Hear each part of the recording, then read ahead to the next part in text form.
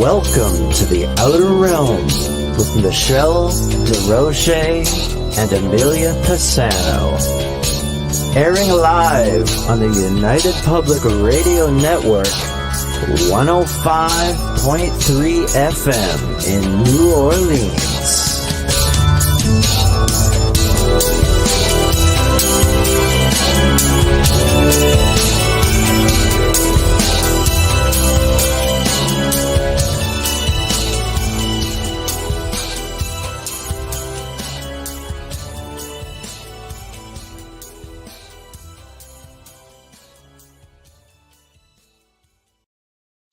Good evening, everyone. Welcome to the Thursday night segment of the Outer Realm. We are broadcasting live right here in the United Public Radio Network, UFO Paranormal Radio Network, 105.3 from the Gulf Coast, 107.7 FM from beautiful New Orleans. We are fully sponsored by the amazing folks over at Folgers Coffee, who have been a part of our journey for the last few years. We are so grateful for them. Thank you, Folgers. We couldn't do it without you, nor would we want to.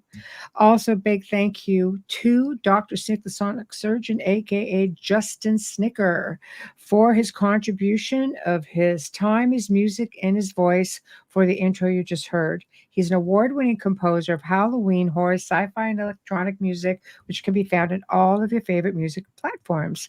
Also, big thank you to Steve McGinnis, the artist behind the banners and logos here at the show. Check him out on Facebook and Instagram. Also specializes in the horror genre and does great commission pieces. Tonight, we welcome John Milor, Cyber Operations Chief, retired 144th Fighter Wing, U.S. Western Air Defense Sector, author and pioneer of Christian Ufology, which is a unique blend of UFO research and end times prophecy. Right there. And he has authored 13 books. I am going to make sure they are all in the write-up once we do an edit on YouTube and so on, just so everybody can check him out, because he's got a lot of stuff. He's just amazing. But with that being said, it's going to be a really interesting show, and people are chiming in. So, Bubbles, how are you? I'm okay. How are you? I'm okay. I look down for 1 second. I look up and I see the chat room just fill. Oh, hello, everyone. That's good. I love it. I am just actually checking things out here. Hold on. That's not going to do what I want. Okay. It's a hot one out there today. Oh my gosh, the humidity in Ontario is nasty today. God, I know. Having wavy hair turned into frizz is not I am not happy. But oh my goodness. I know. It's really never fun. The air conditioning. I've been out all day. So for me, it's just been like. Yeah, because every time you close your car door and then you go back in, it's already hot. I can't believe, as a younger person, I was a sun worshiper as a younger person up until a few years ago. And now it's like I spend way too much money on my skin to sit out there. And you kind of understand the effects and the damage. So you try not to be out there as much, and getting rid of the pool help. But I can't breathe in this. This is with a knife, Florida humidity. This is Orlando humidity we've got going on here. Right. It's pretty bad. I'm just saying. Yeah, it's pretty bad. It's been raining too. I know. Not like not working pleasant. outside underwater. You like working outside underwater while doing carpentry. Yeah. I know. It is. I don't know. I don't want to get into the whole political aspect of everything, but it is getting a little bit crazy. That's for sure. Oh yeah. No, not that way at all. Just that this is July. It is normal to be that humid. You just forget how humid it can get when it's raining.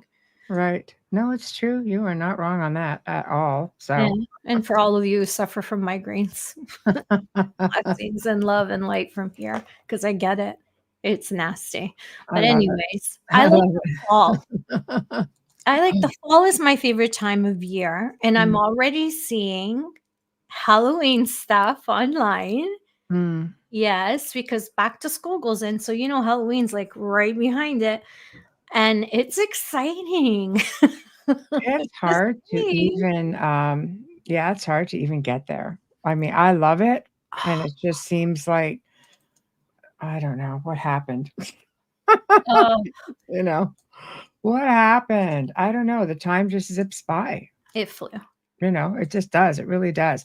Okay, Mhm. I'm just getting organized, guys. So thank you for your patience because I don't like not looking at No. everybody here. Not like I can see everybody, but I know, I know you can all see me. So, all right, I think I've got this. I think I've got That's this. okay. There, we're just waiting for our guests to come in. So, Yeah. with that being said, hello. We've got Z Sun. How are you, Kathy? Hello, Janie. Hello, hello. We've got Wayne. Hello.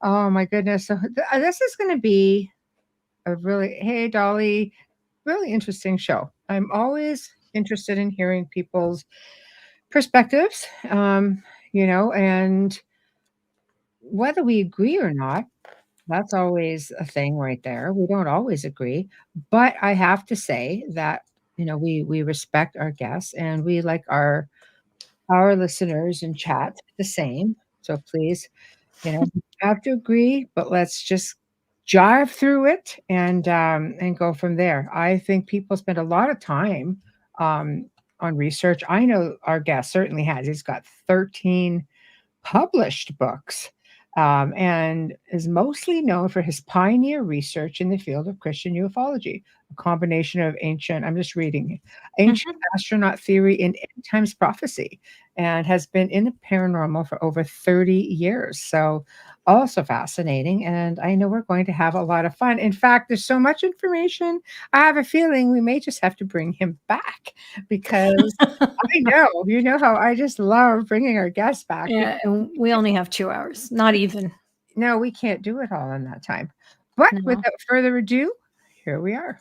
Yay. Hello, how are you? Hello. Hey, how's it going? Good. How are you?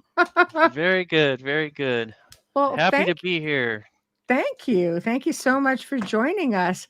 It was really hard to pinpoint, when I look at everything and all the books you've written and the fact that you've been um, in the field of paranormal and ufology and for so long. There's so much information. I was just saying we're going to have to maybe do this again just to keep going because you do have a lot of phenomenal stuff. Yeah. As often as you like. I am Don't say that. We have people come back every 2 months. We have a great time. I'm a fountain of craziness, the stories I've accumulated, if not just like things that I've gone through personally and family members and friends, Right.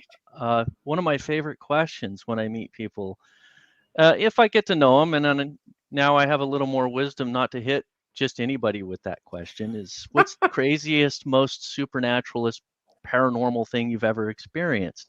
Ooh, that's a big one. So I've always managed to get stories out of the most unlikely people. If I feel they're not going to rub me over the coals like they did in the Army, but I gather so many stories that I just catalog it with everything else. I just always trying to connect the dots and figure things out, I guess. I love it, but you have to be that way because there really is no black and white. There's so many variables. So literally everything. Yeah.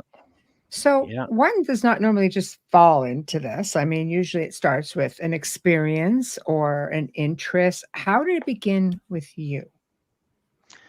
Well, with me, since I was a toddler, I was always interested in the unknown and things that cannot be seen or whatever. Probably some of my sister, she's 6 years older than me, 7 years older. Right. And like there was a haunted house down the street from where we lived when I was 5. And a lot of things happened when I was 5. But she liked to talk about this ghost named Roger. She messed with a Ouija board and it flew across the room. And when she went to go touch it, so her experience with the Ouija board didn't last very long. But these kind of stories, my sister when it was daytime, I wanted to hear all about it. When it was nighttime, I was terrified. But she kind of queued me up.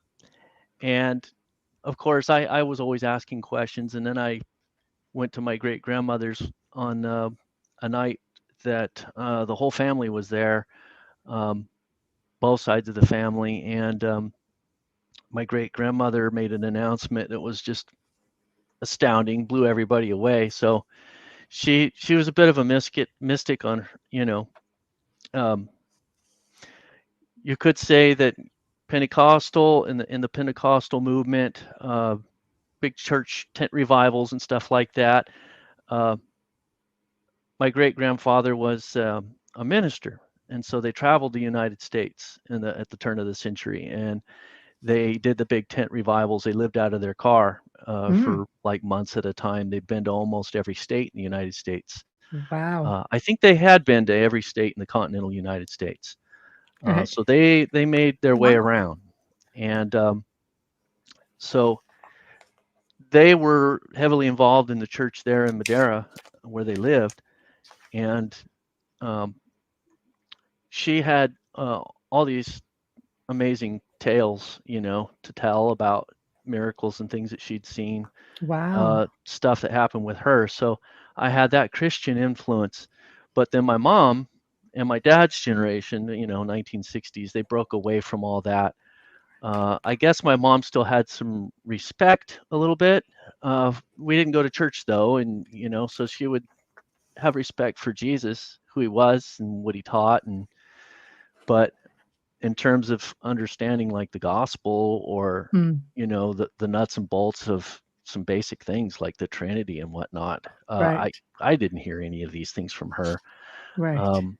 Or my dad was, he'd like to joke around about being a professing pagan. So Wow. agnostic, I think you could Yeah. justifiably say that for most of his life. And I learned more about him later on of what soured him so much. Yeah. And then other things that just brought confusion, I guess. But he was very much an intellectual. And I think he kind of came back to some of those early roots right before he passed on. He had a near-death experience, and he was in a coma for a week. He almost died. Yes. Said he saw some demon in the bedroom in the hospital and asked me and my brother to pray for him. Really? Which was astounding because, for somebody who used to joke about it and then say when you're dead, you're 6 foot under, end of story, heaven's a cop out, blah, blah, blah. Wow. But then on another occasion, he told me that he'd seen the ghost of his grandfather. So he had all these conflicting stories, and that's why I would say agnostic would probably be the best description. But I think he kind of had a turnaround in the last 2 years of his life. But their generation, the 60s, right? They just kind of like, departed, radical departure. So my great grandmother and grandfather, they were on fire for Jesus. Right. And then their daughter, Ruth, my grandmother Ruth, not so much church, businesswoman, master's degree, highly educated. She was a district counselor, and her husband, my grandfather Charles, was a principal of the school there in Madera. So he played cards with the mayor, right? I mean, they knew everybody in the town, and very established, but a respect for the church, but somewhat distanced. Like, we're definitely not in the same camp as my great grandparents. And then my mom and dad, they were like 60s, like free love and hippiness. And my mom, was going through my mind too. Yeah. Right. My mom is still with us, and she's a 4-H farm girl.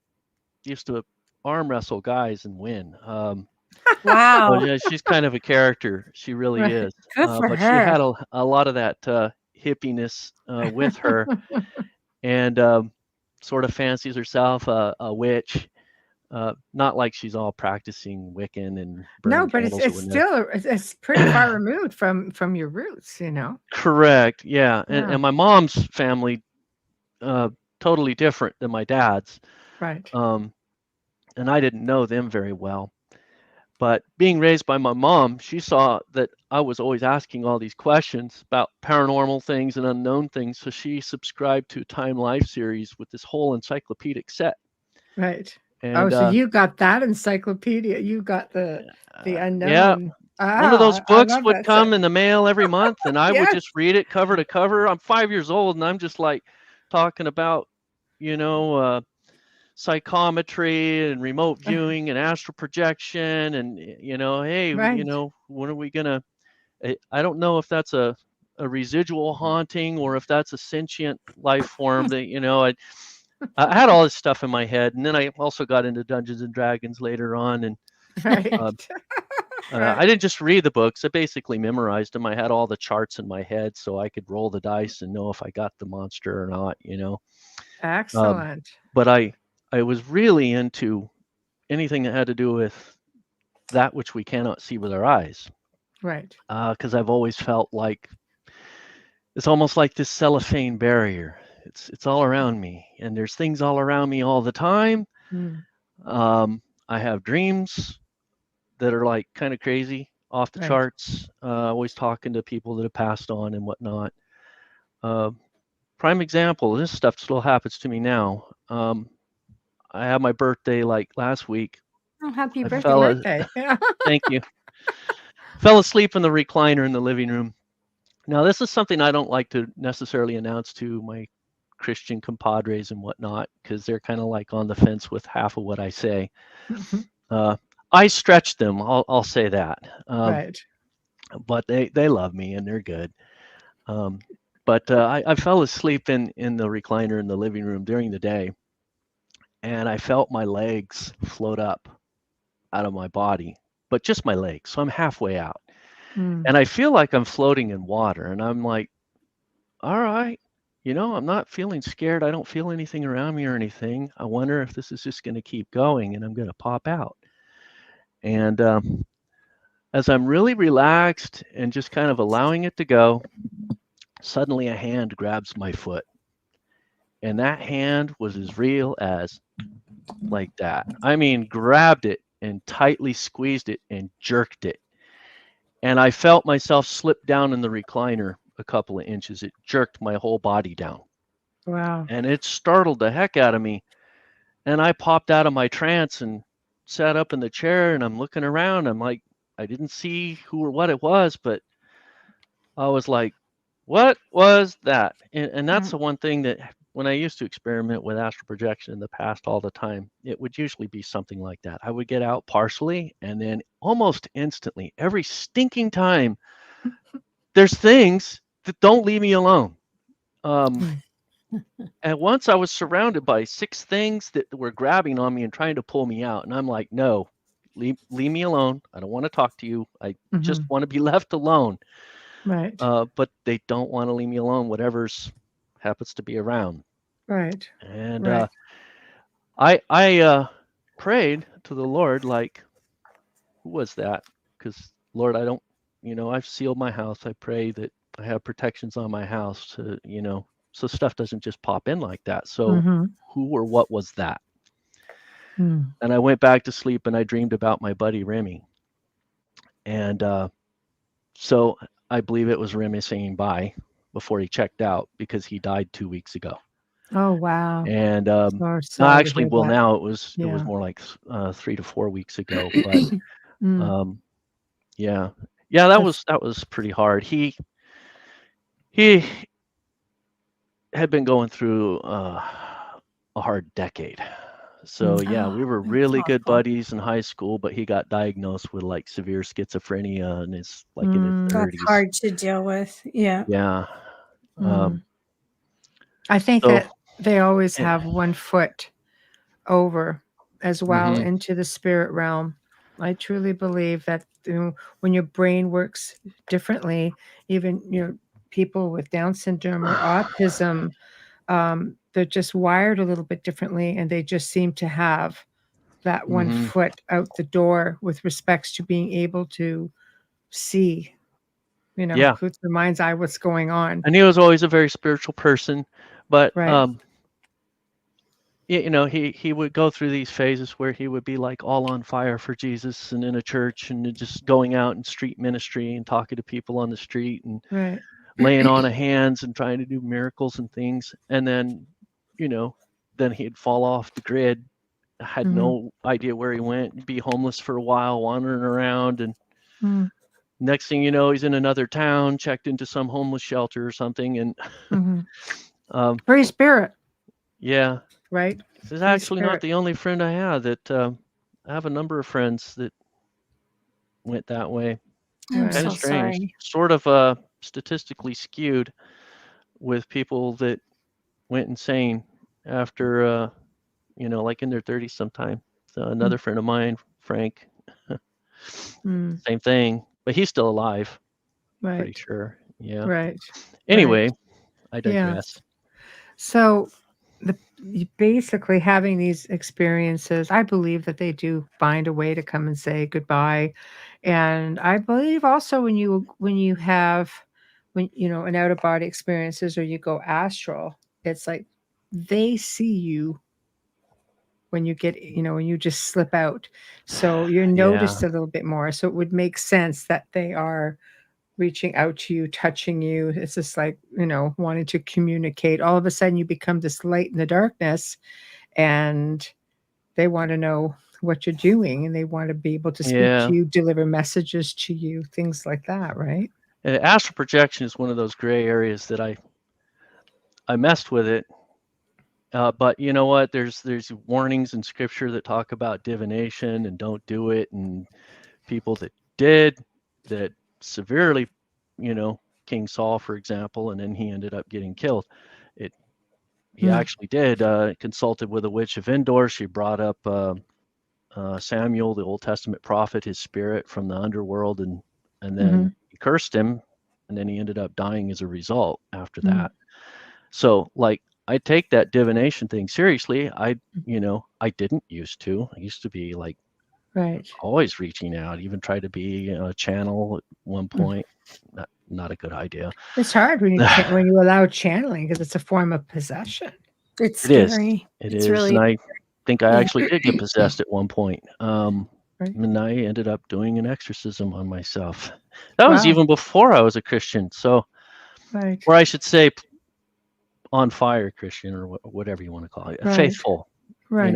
Practicing faithful, someone who actually goes to church and whatnot. And can I ask what was a catalyst that moved you over into a stronger connection with your faith? Okay. So it kind of runs in my family. Right. So here's a book about these kind of things. Right. My great grandmother had these stories, right? So she encountered an angel once that saved her life. She was choking to death from carbon monoxide poisoning one night. She cried out to God, "Please save me. I think I'm dying." Suddenly, the bedroom door opens. Somebody walks in, grabs her, rolls her over, and it was a soldier. He had some kind of military uniform, and he had a helmet with a spike on the top. They call it a pickle hob helmet. So Prussian soldiers had those. And I think a particular Marine unit a long time ago in the United States used to have those. Wow. So it was interesting that she said his description. She knew exactly, provide this detail, no, he didn't have a white robe or bird wings or any. I honestly don't think angels come in many forms. Yes. They can show you themselves as bird wings, or you might perceive them that way if you're out of body and you're expecting to see that. Or they could be horrifying. Yeah. Or terrifying. Yeah. Yep. But generally speaking, they look like people. And in most scriptures that talk about them, and this person looked like he was a soldier. And Grandma, as soon as he rolled her over, the carbon monoxide cleared out of the room. She could breathe again, and then he just turned around and walked out. And she went out into the living room where he went, and the door was shut, and the chain was across the door. So he just poof, disappeared. Right. But that wasn't the only story. Her most astounding story was that she had a stroke when she was later in life, and it almost killed her, and she was paralyzed on the left side of her body, and she couldn't talk. And when she was in the hospital, she said Jesus walked into her hospital room, physically manifest and like glowing, and smiled at her, and the left side of her body instantly came back. And he Wow. turned around and walked out. So she got the report to her church. You know, they were all praying for her at the time and everything. And it's like Jesus came in and he healed me. Mm-hmm. So these are the kind of stories you would expect to hear from her. Right. Yeah, seeing angels. You know, you go in her house. If the TV was on, it was an evangelist. If the radio was playing, it was gospel. Right. They were just Very consumed faithful. with Jesus. And those are the kind of things you would expect. But she also told us about a UFO that she saw when she was a little kid. And I was 5 years old at the time when I heard this tale. And she started out by reading this newspaper article about a wild goose chase between UFOs and a police car in the outskirts of Madera County. And it's like right out of this scene, right out of the movie Close Encounters of the Third Kind. If you remember the opening scene that they had that chase. And she finished the story by putting the paper down. And this is when I was at her house and the whole family was there. And she just made this announcement to the whole family. And she said, when I was a little girl, I saw a UFO. And she was a little kid. This was over 100 years ago. And her and her sister were out. They lived in the plains of Kentucky. They didn't live in town, so they had never even seen a car before. Wow. They had a wagon, horses, cattle, you know. Oh my goodness. They'd never seen a motorized vehicle. And so when they saw this thing flying by, they were like, what is that? And no satellites either, so you know. Right. Yeah. And he was, you know, on top of that, it was broad daylight. He was going really slow, only like maybe 30 feet off the ground, and cruised by. Right in front of them, there was this transparent dome on top of this cylindrical aluminum type colored thing, seamless craft, as it hovered by. And the guy turned and looked at him as he went by. I'm like, I wish Grandma were still alive. I'd ask her like tons of more questions, but I was only 5, you know, and just sort of taking this like, in what for were the the first time. beings like, you know? What, you know, did his head, was it a little larger? What did his eyes look like? You know, did he wave at you? I mean, yeah, it sounded like you might have waved at her, you know, just cruising by like, hey, you know, 2 kids over here, you know. And yeah, they went home and told their mom about it, and she told them never to tell anybody ever again. Same story. That And becomes then the her family sister, secret. Yeah. Yeah, and her sister died a couple years later. So when I first heard the story, I didn't even know Grandma had a sister when she was a kid. And then she had this story all to herself. I don't know, 70 years. Nice. And then read this newspaper article and remembered it. And she was like, you know, I don't care what people think. Those things are real. Wow. So it was a different time. It was a different time. Yeah. And Grandma didn't have this huge conundrum with Christianity, with the Bible, and that. She didn't feel the need to try to reconcile her faith with that. That was me. Because, you know, 30 years later or 20 years later, you know, when I had my encounter with Jesus, I was 21 when that happened. And it was in a dream. He came to me in a dream.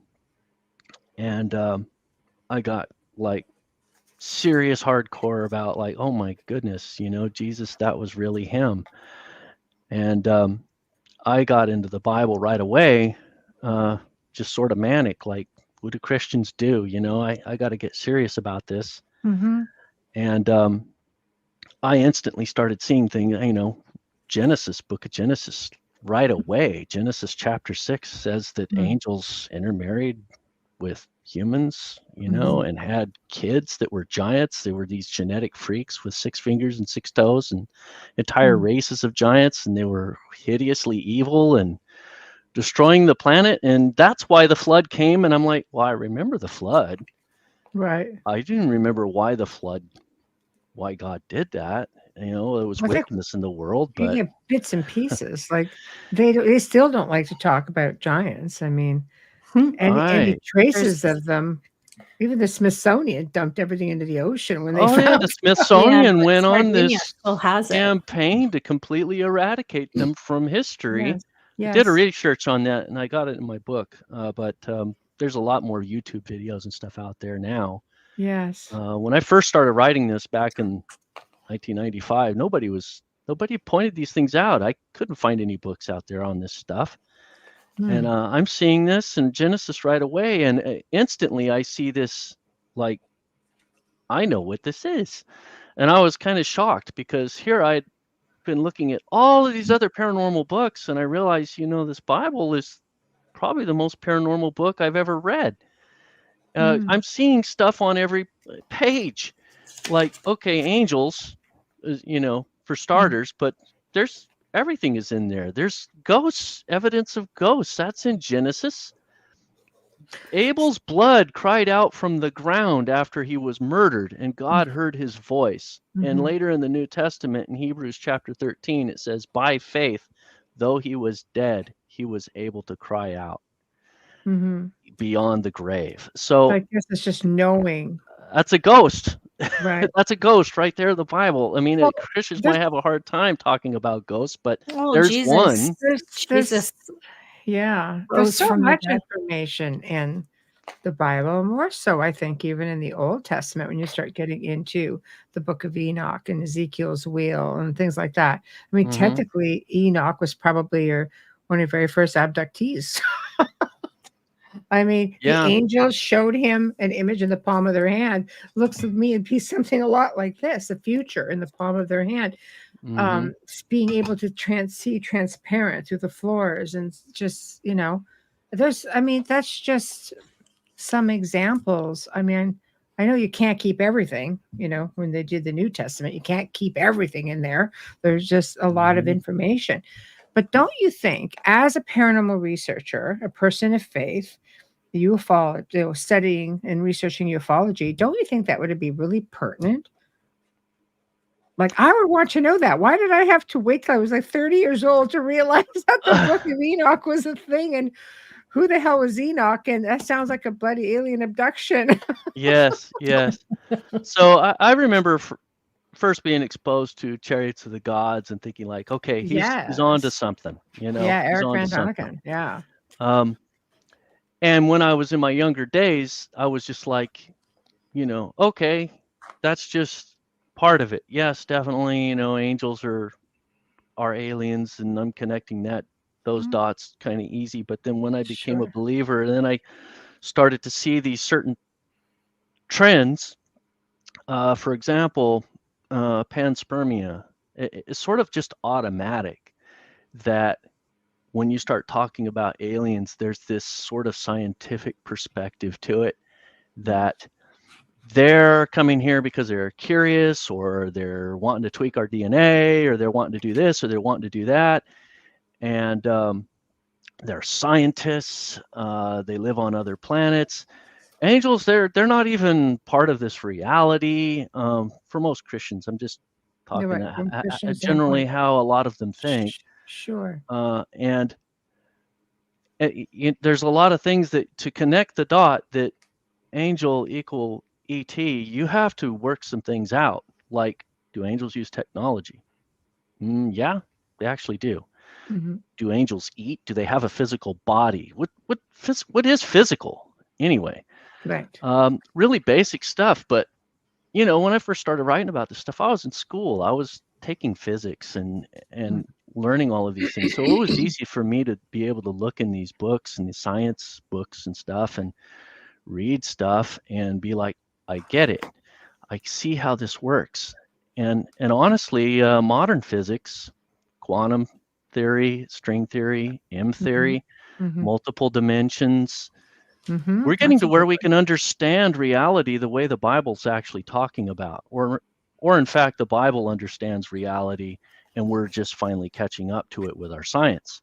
But the Bible describes existence, our existence, the heavens and the earth, as a multidimensional reality. Mm-hmm. When God created the heavens and the earth, Genesis 1:1, first sentence, in the beginning God created the heavens and the earth. Heavens is a plural word. Now, it isn't always in English translated with that S on there, but in like 90% of the 657 uses of the word Shamim, which is heaven, it's plural. And it's most references are to second heaven, the abode of the sun and the moon and the stars. So terms like the host of heaven, used 18 times in the Bible. Literally, if you translate it, life forms in outer space. Right. And it's used 18 times. And so when people say aliens aren't in the Bible, I mean, and that's the name of one of my books, Aliens in the Bible. That's the name of my first book. Like, aliens aren't in the Bible. I'm like, are you kidding me? The actual phrase, life forms in outer space, is in the Bible 18 times, and I can show you. Really? Yes. And oh, wow. The word Shamim is defined in Genesis 1:14, second heaven, the abode of the sun and the moon and the stars. That's the heavens. So Yeah, you I see don't the word. remember any of it. Forgive me. I grew up Roman Catholic, but I don't remember a lot of the Bible. It's like I blocked that out of my. It's when I read the Bible, I'm reading Star Wars meets Lord of the Rings. I've never seen. I have. Yeah. I've seen Lord of the Rings. I've never seen Star Wars. Right. Yeah, but no, I understand. I didn't realize it was that often. I thought it was the vernacular was different, and that's. You've never seen Star Wars? Are you not a sci-fi fan? Somewhat, but when Star Wars came out, I mean, I have the original game board. If anybody wants to buy it, just saying. From when I was, I don't know my if brother I gave know it to anybody. Me. My brother gave seen for Star Wars one year, but I think I was 8 or 9 years old when it came out. So my brothers were sci-fi fans. They watched Star Trek. I've never seen an episode, but I do love Doctor Who. I love time travel, like that kind of stuff. I'm just not, you know what it is for me? It's not the sci-fi, John. It's they don't leave that same area. I'm claustrophobic watching the movie because they're not leaving the ship. They're not leaving what? Oh, they don't leave the ship, like that kind of thing. Sorry, my apologies. Star Trek or Star Wars? All of them. My apologies to all of you of this stuff. No, they don't just leave the ship. They leave the planet. I've tried, and I've even asked people, where should I start? And it just never. It's always like for me. But for me, it's a reality that it's real. I believe in all of it. I saw it at 10 years old, and I'm like, I belong out there. I was born in the wrong century. I believe all of. I believe in life. I believe in life all over the universe. I believe there's more than one universe. I believe in all that. I'm absorbing it all. I was just shocked when you said that for the Bible. It's literally in the Bible. The Bible talks about a multidimensional reality. I mean, for example, hell is in the heart of the earth. Well, we know now from science, you dig down, you're running into magma. You know, how can you have a civilization there? Well, it's easy. Isn't it more dimensional though? In a lower dimension, Earth is a smaller planet. So geographically, Earth is in the heart. Hell is in the heart of the earth. It's a smaller planet. Earth is a layered like onions, like an onion of layers of lithospheres, right? Each lower dimension is another layer. So there's a lot of dimensions to Earth. A lot of them are here near the surface. There's portals that open up. There's things that you can do to create portals between these dimensions.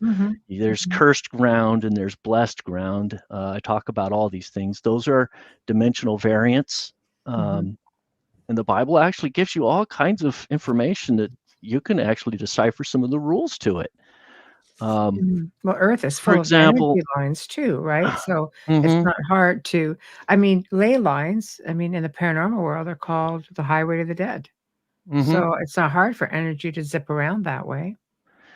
And in the crossroads where the devil. So a lot of my research is like reading what I see in the Bible and then connecting it with science and physics, putting two and two together and figuring certain things out. I'll give you an example. There's a place in the Old Testament where there was these guys taking a body to bury it in the graveyard, and they accidentally dumped the body, and it rolls into Elijah's tomb. And when the body bumps up against Elijah's bones, he's resurrected from the dead.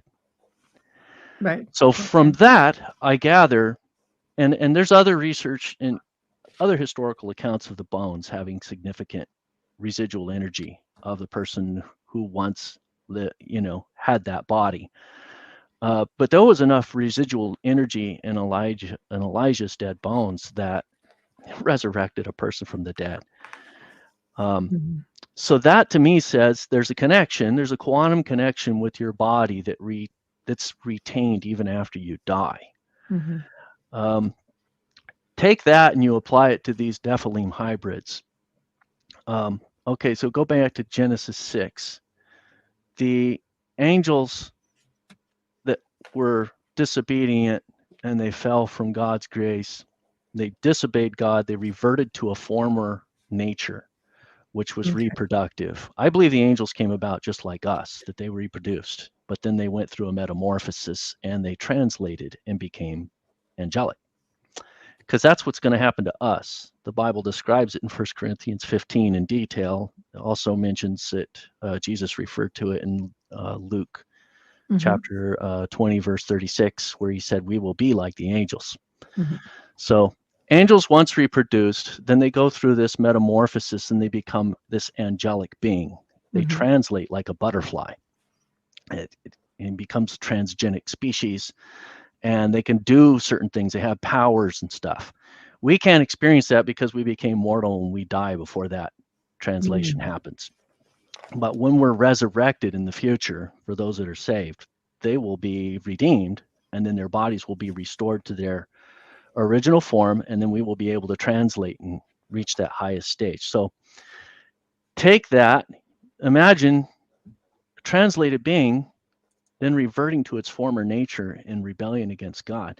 Angels are not supposed to reproduce. They're supposed to, when they enter that new state, they're connected to God on a higher level, and they no longer reproduce. That they're done with that part of their existence. But these did. They crossed with humans. They also crossed with animals. They would shapeshift, and then that's probably what they did.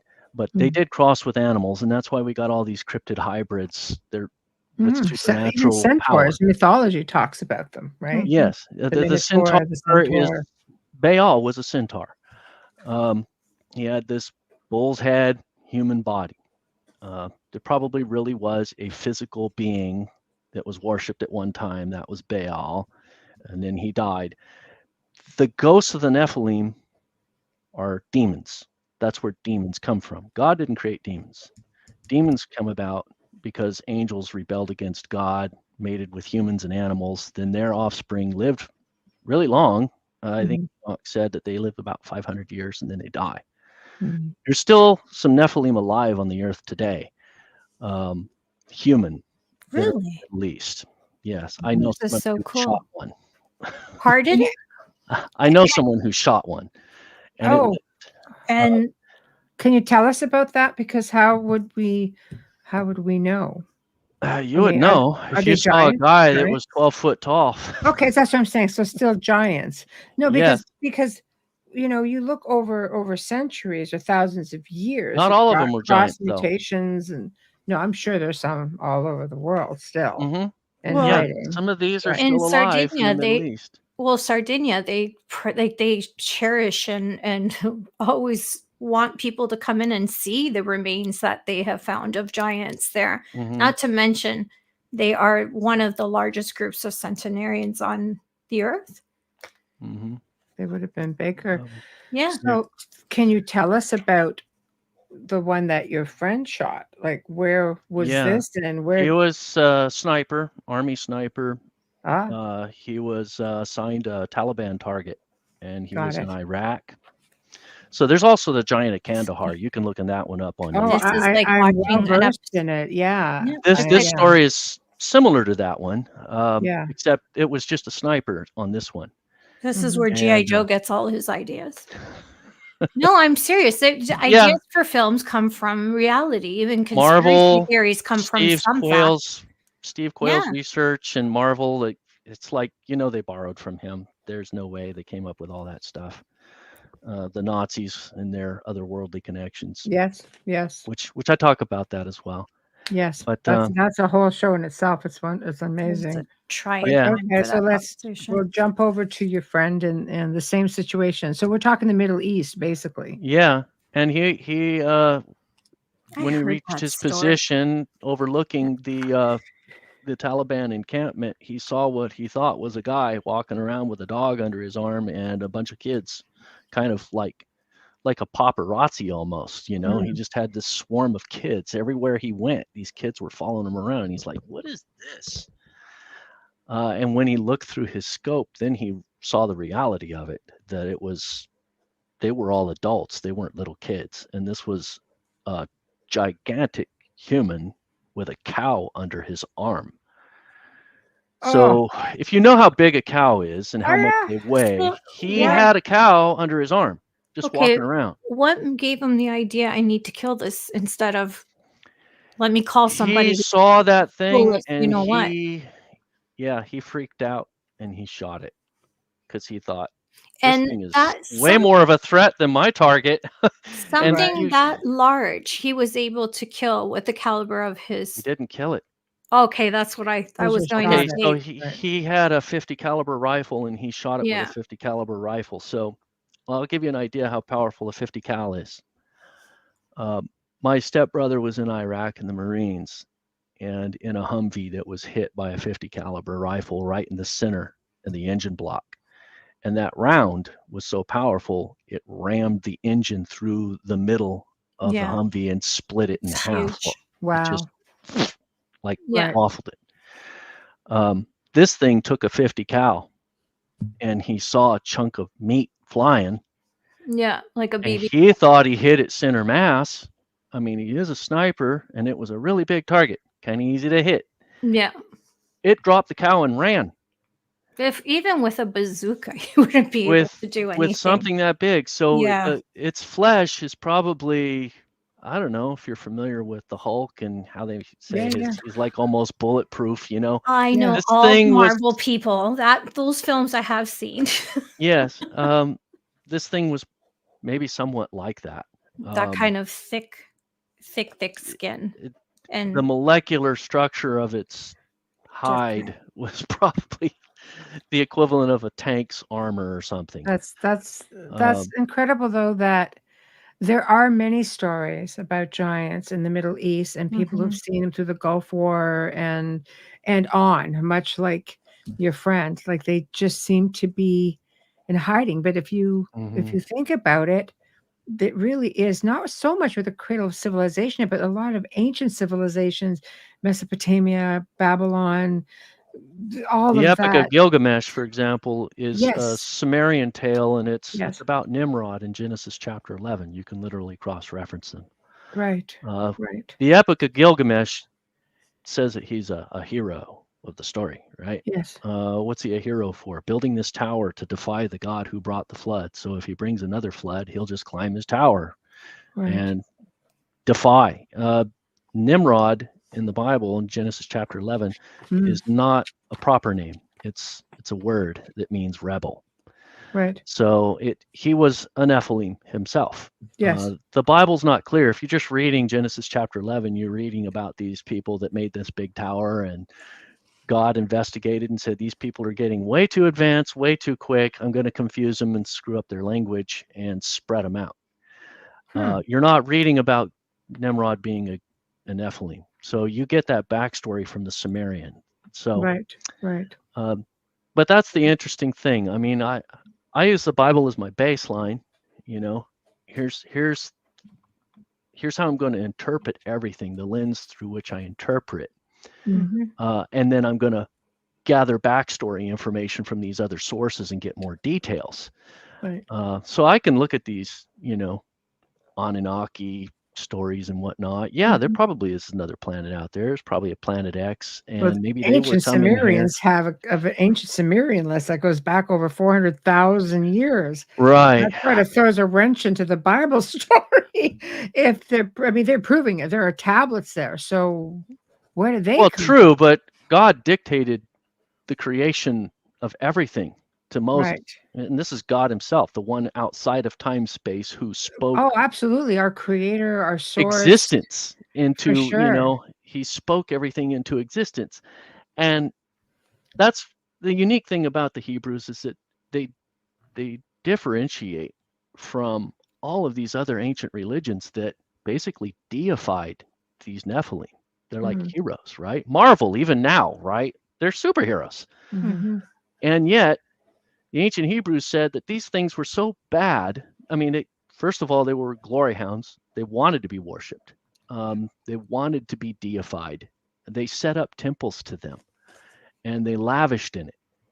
They were lust fiends. The story of Atlantis, written by Plato, same story. These beings came from somewhere else, crossed with humanity. Their hybrid offspring were horribly evil and corrupted their entire society, and they ended up destroying everything. It's the same story. And that's what you see in the flood narrative. God brought the flood to put an end to these beings. So the Bible sort of stands apart from all these other narratives by saying the true creator, which the Anunnaki say is a bad guy.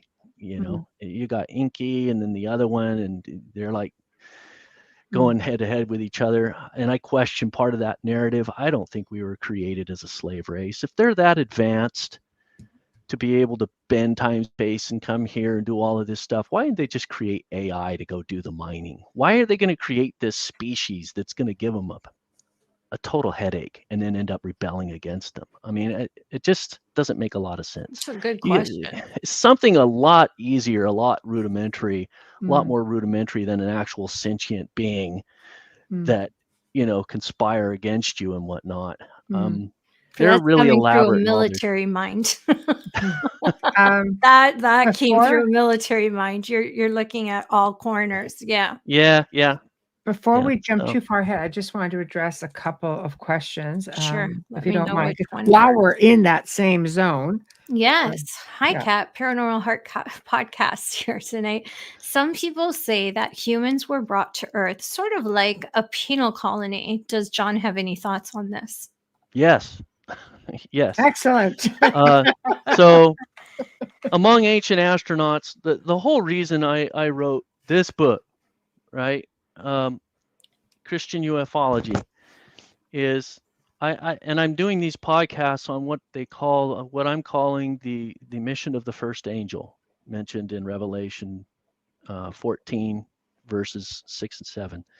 And it says there's an angel flying in the heavens. He's preaching the gospel to the people of earth. So that's an interesting side note in itself, because if you think that angels and ETs are the same thing, and in the future there's going to be this global ministry where an angel is preaching the gospel to all the inhabitants of the earth, what if that angel comes in the form of a being in a spaceship and he's actually quoting scripture and aligning with things that you see in the Bible? People are going to be really confused. A lot of people are anyway.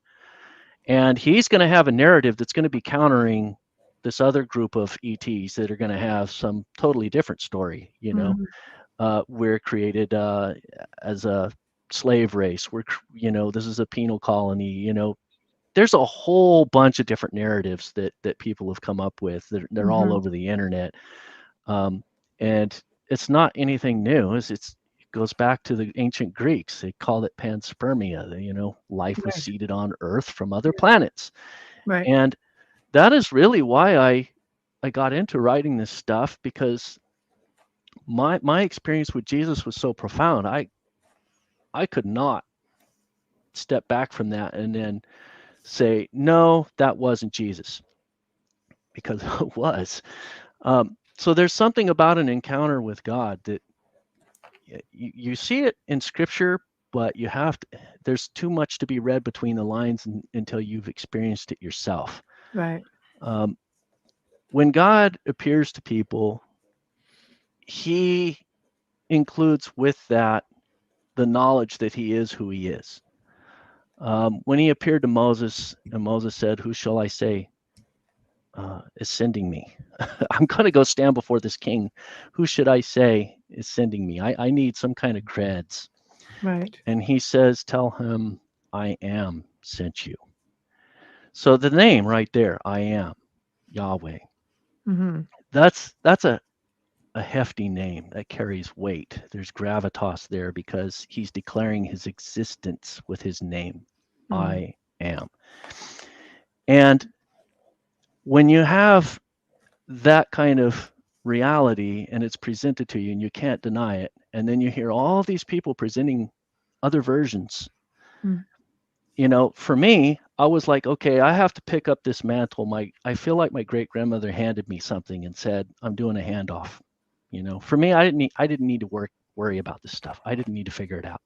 ETs are created; they're part of God's creation. It's all good. Bible's real. Jesus is real. God exists outside time, space. He created everything. Jesus came here. He died. He saved us. His purpose is based in love. Everything that he did is based in love. There's a reality there. God wants us to understand these things, but there's this other part of the reality, and it's connected with ETs. And there's stuff coming in the future that's going to be this massive, massive deception. Does that mean all ETs are bad? I originally used to think so, because there's so much deception and shrouding all of this. But do you think any of that has to do with government, obviously military, because it's on a need-to-know basis? We don't, in their mind, we don't need to know everything. Matters of security and things like that. That's to them. That's not even to the us. presidents don't have total security clearance on that. Right. So they're only Whistleblower Act came out, and these people coming out of the woodwork and saying, I know that this stuff is real. I've known it. Yeah. And the thing is, the Bible, the cool thing about the research, that the things that I found were so mind-blowing to me, that the Bible's telling you what's going to happen in the future with ETs. And I made predictions in the past.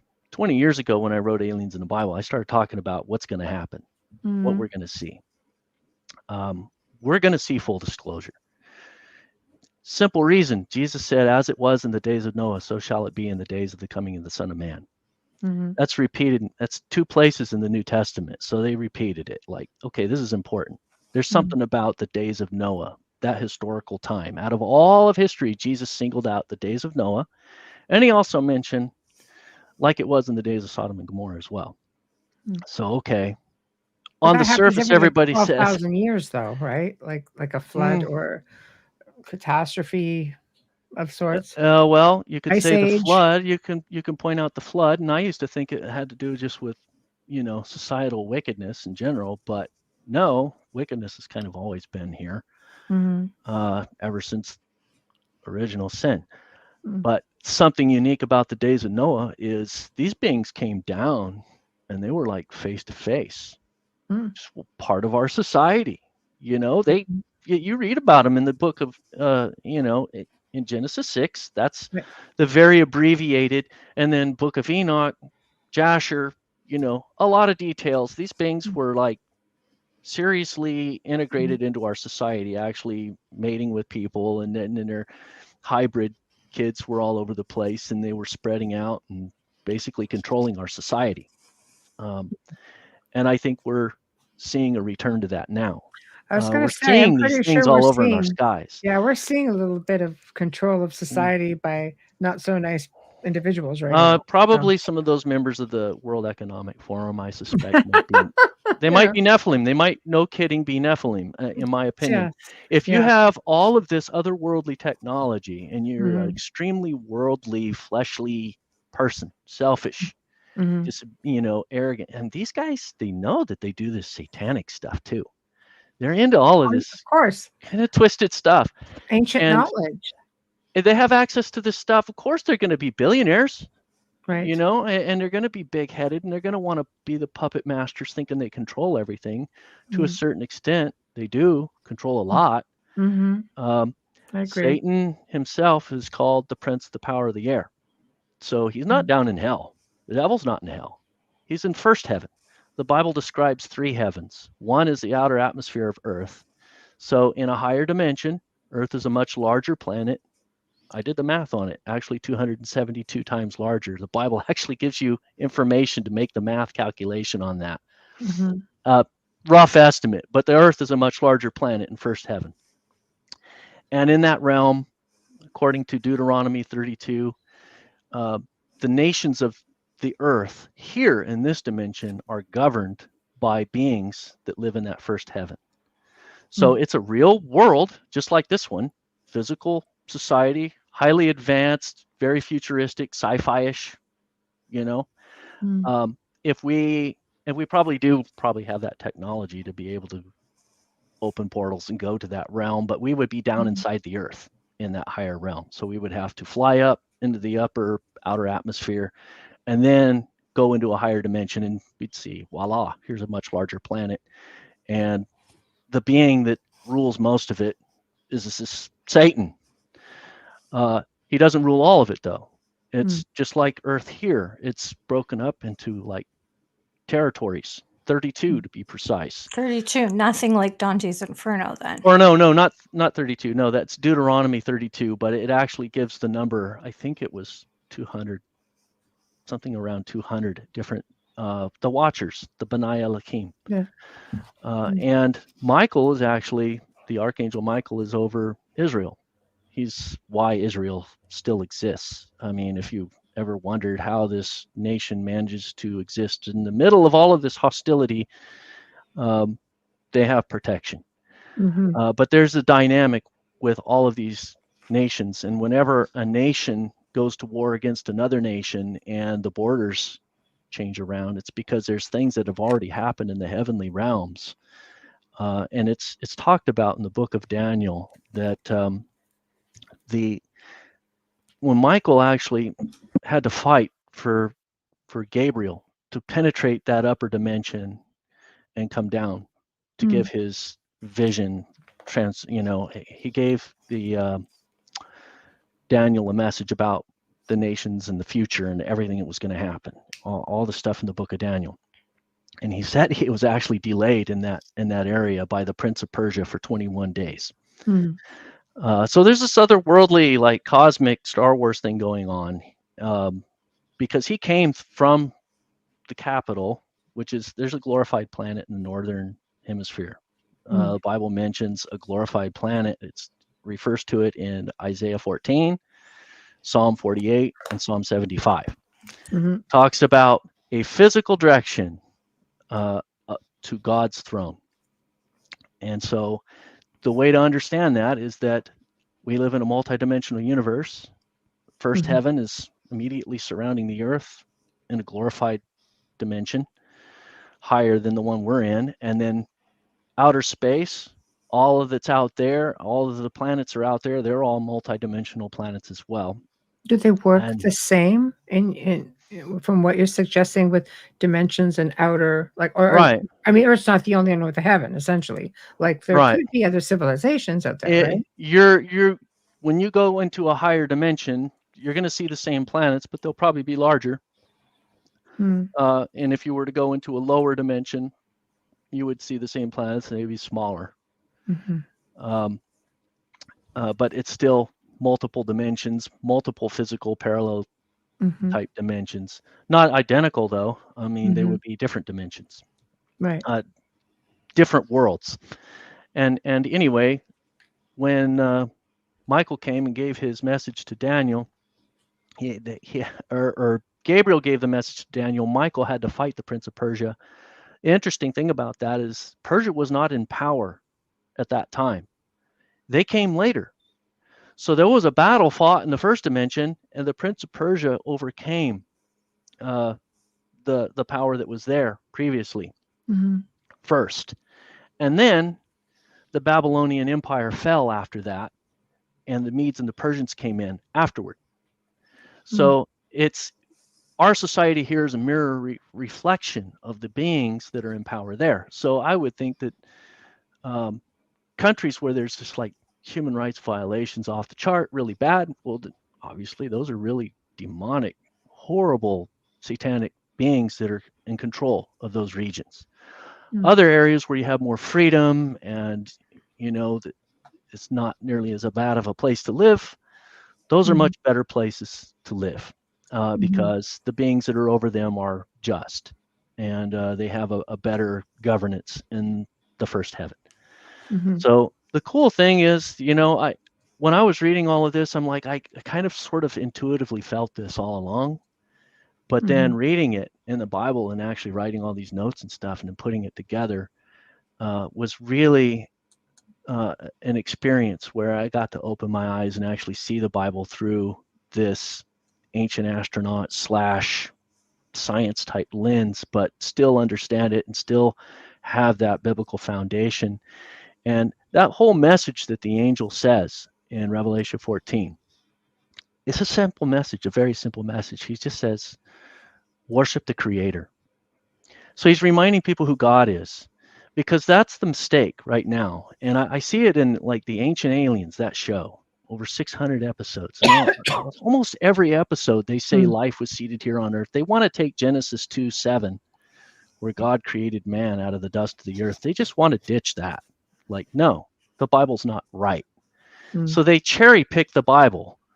They quote from it all the time, like Eric von Däniken did, and all these other people. They'll quote from the Bible, but then when it comes to like who God really is, get that out. They don't like that. Well, maybe it's because nobody really knows. They say the Creator, source.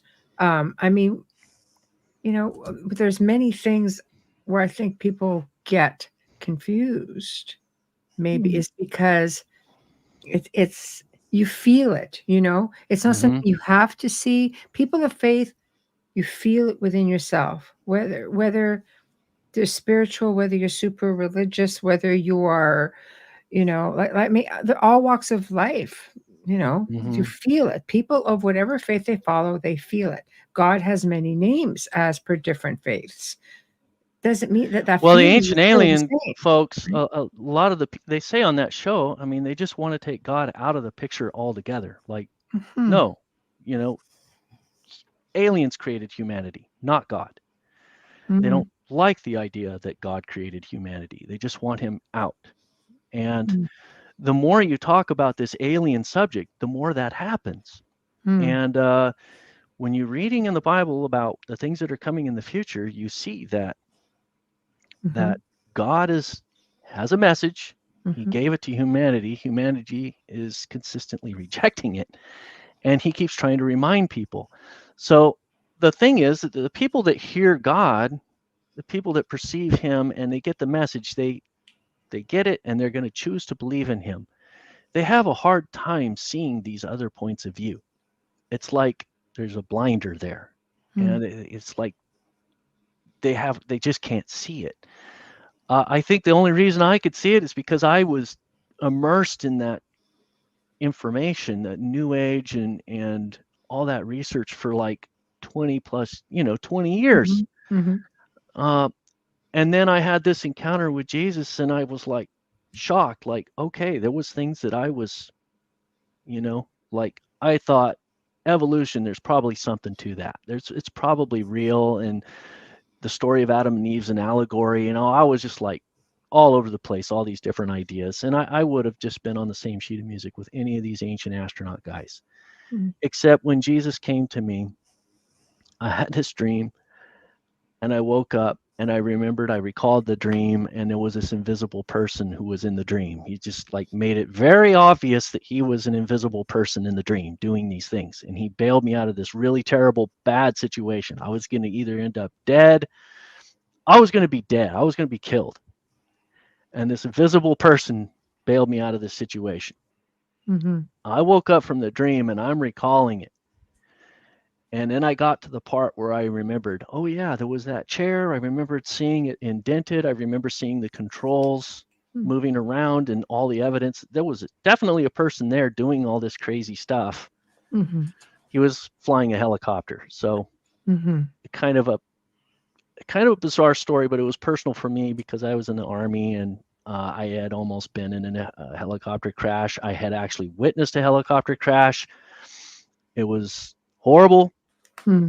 And this person when I got in the helicopter, he took me out of this horrible place. And then he flew into a tunnel. I thought he was going to crash into the side of a mountain. Then he dropped down and went into a tunnel, came out the other side and did a flip around some power lines. So the helicopter crash I saw in the Army was a helicopter getting tangled in power lines, and it crashed and the people got all chopped up and it was horrific. Oh, terrible. This person was showing me that power lines weren't a problem. You know, he came out of a tunnel in a helicopter, which I don't know, Tom Cruise might be able to do that, but not very many other people can fly or would fly a helicopter into a tunnel. And but the pilot was invisible. I looked up and I'm like, who is this crazy pilot doing this crazy stuff? Scaring the heck out of me. And the seat was indented and the controls were moving around. And I heard him. I heard his voice. You know, when he landed, he opened the door. He said, okay, you can get out. I got out, door shut, flew off, and I'm like, okay. And then I was free, right? And I felt so good, so light, you know. And I walked away from that scene. Then I woke up and I was remembering the dream. I was 21 at the time. This was after I got out of the Army. And man, my life just went spiraled downhill. In addition to all of the crazy occult experimenting, turning my house into Poltergeist Central, I was also getting into all kind of addictive stuff, and it wasn't good. And I think this was God saying, you're 21 now, you reach the age of accountability, and your grandmother won't leave me alone. So I'm giving you a chance. You have one chance. This is it. If you walk away from everything you're doing right now, then this is a freebie. But if you don't change, you're either going to be in debt or in jail. That's the message I felt like I got out of that dream. Right. But I'm sitting there in the bed and I'm going through it. It didn't occur to me who it was. You know, I'm just remembering it was this very significant dream. And I got to the invisible person and I audibly just asked out loud, you know, who was that pilot? Just talking to myself. I was not expecting an answer, but I audibly heard the name Jesus spoke in my ear. Like his whiskers are rubbing against my ear. Just Jesus. And this energy just washed through me, and it was liquid love. I just immersed in this intoxicating, euphoric love, unlike anything I'd ever felt before or since. And I actually fell on the ground. I fell out of the bed on the ground. I felt like his feet were right there in front of me, and I couldn't believe it. Like, I couldn't believe it, but I didn't have the option to not believe it. He was so real that his name, when he said it, there was a knowledge that was imparted with it that it definitely was him. It could not have been hoaxed. It could not have been something else pretending. It's just something that, like, you read the book of Job and he's complaining and crying out and saying all this stuff through the entire book, and then in the entire end of the book, when God shows up, he's like, okay, I'm done, I repent. It's like you have to read it between the lines. It's something about God's presence that just totally like changed everything. You see it again in the New Testament when the apostle Paul was Saul, encountered God on the road to Emmaus. Jesus said, why are you persecuting me? In a 5-minute conversation, you had this guy that was killing Christians on a mission to persecute and kill as many Christians as he possibly could, suddenly becoming a Christian in 5 minutes. So I had an encounter like, just I could not deny it. I could not change it. The thing is, I had this whole encyclopedia of paranormal experiences and books and stuff in my head too. So I was sort of set up to be able to have all of that information and yet set it aside and then like pick up the Bible and start reading it and say, okay, I'm going to believe the Bible. You know, God said he made Adam and Eve from the dust of the earth. That is what I'm going to believe. This is the truth. And I can't really argue with somebody that that is debating it, like, oh, I don't know about that. It's like, Different for sorry, everyone. I'm just not there. I used to do that. Everybody's So, experiences is different. All your experiences are different, and depending on how profound those experiences are, will be as to whether it stays with you or not. now, I mean, there's a lot of things that I will discuss, and there's a lot of areas like King James Version, for example. I mean, there's translation issues with that. But in today's world, I mean, we have so much knowledge and information available. We could go back to the Dead Sea Scrolls, and you want to get a new, NIV Bible, and you can get all these different versions. I got eSword. It's like 28 different versions of the Bible in there. There's commentaries. You go back to the original language and you study the words, and that's what I did in my research. I'm looking at the Hebrew, I'm looking at the Greek and the Aramaic. Well, unfortunately, I think the translation is the biggest part of the problem. Yeah. Not to mention, I think all the juicy stuff sitting in the Vatican. But there's some things that are very straightforward. God creating Adam and Eve from the dust of the earth. You will read that in every single version. And he created Adam and Eve with his hands. Well, Adam and then Eve came from the ribs. That's very straightforward, and that is consistent. So the bulk of your information, you go all the way back to the Dead Sea Scrolls, the bulk of the information is pretty clear. There's details that you get when you read commentaries and stuff, and people that do historical research. I mean, for example, when Jesus said, "On this rock I'll build my church," and he's talking to Peter, he was standing right there at a location where there's a place called the Dome of the Rock. And he probably pointed at it and he said, "On this rock." And so are you going to get that when you're reading it? Not necessarily. But it's there, so you can do research and you can find these nuggets, and you can spend your life finding nuggets. And honestly, that's what God wants us to do. He says he wants us to be seekers. He wants us to ask questions. He doesn't want us to think that we always just, okay, I know, So there's no problem with asking questions. You've spent 30 years in the field of, I'll say, high strangeness, because it covers everything, I think, right? Yeah. So it covers everything. So can you tie it all back to your faith, to the Bible, to because man, it's vast. Like, I'll come back to one question before we get too far ahead pertaining to this question. There you go. Okay. So where does John think Bigfoot enters the picture, if at all? The Bible actually tells you where all these cryptids come from. Okay, so there's two ways. There's two primary sources, I believe. First of all, there's probably just more creatures than we have in our biology textbook. Okay, that's your first clue. Second issue is that our reality that we live in is probably so fantastical that we barely scratch the surface of what we even have access to. I'll give you an example. I have this whole book, or not a book, but a document that I put book ideas into, and I think that it might be possible that dolphins are so intelligent, they probably have the ability to astral project.